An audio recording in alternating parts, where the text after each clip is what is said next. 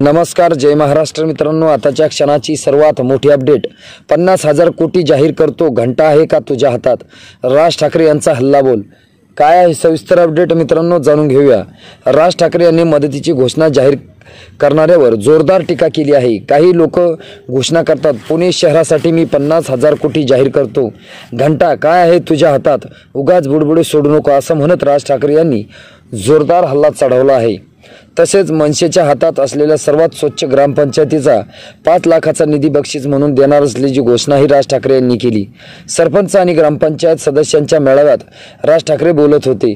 मनसे अध्यक्ष राज ठाकरे यांनी यावेळी स्वच्छतेचा कानमंत्र दिला।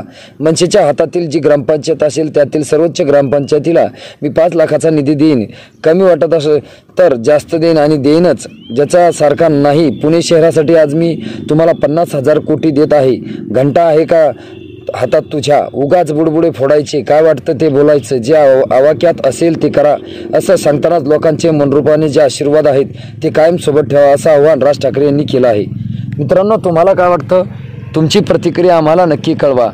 भेटूया पुढच्या व्हिडिओमध्ये। तुर्तास धन्यवाद।